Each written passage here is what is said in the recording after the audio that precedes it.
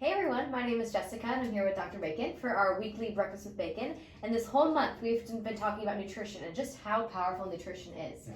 And a lot of our clients come in, unfortunately, and say that their medical doctor, said the food doesn't matter when it comes to their diagnosis or their symptoms. And we have a very different philosophy on that. We think that food really does matter. Yeah. And we had a really interesting case today. If you want to share a little bit about that. Yeah, we had a lady come in with RA, was diagnosed with RA, and literally it was just kind of like a death sentence to her. She was like, all right, here's what's going to happen.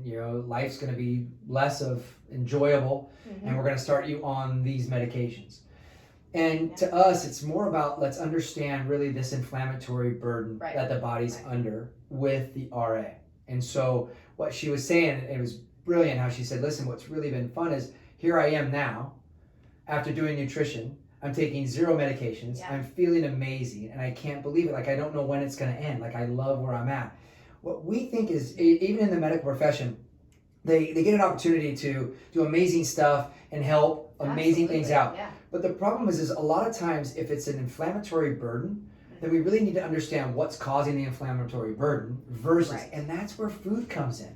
Yeah. And in depleted soils, depleted nutrients, we know we're going to see more disease processes, which are coming out. Autoimmune diseases are coming out all the time, every day, a new one, because of the fact that we're just not getting the nutrients we need to support our body through this inflammatory burden. Yeah. And so one of those we want to talk about was sugar. Yeah, for sure. And so literally people already know about gluten-free, right? We've already talked about it, and people go, yeah, I'm okay with gluten-free.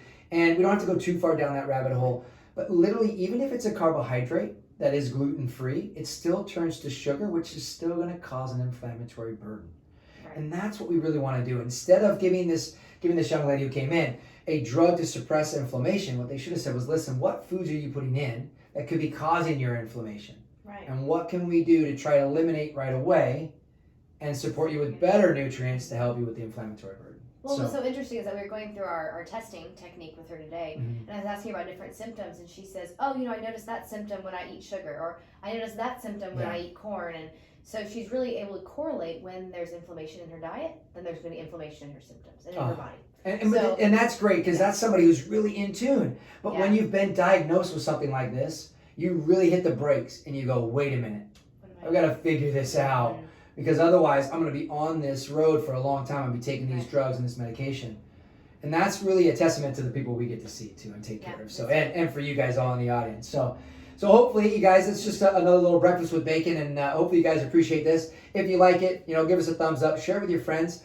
Let them know that there is things they can be doing. They can talk to us, and we can talk to you about some of the foods that may be causing this inflammation. And we can eliminate those first instead of taking a lot of medications, NSAIDs, and things like that. So anyway, we'll see you guys again on the next one. Take care.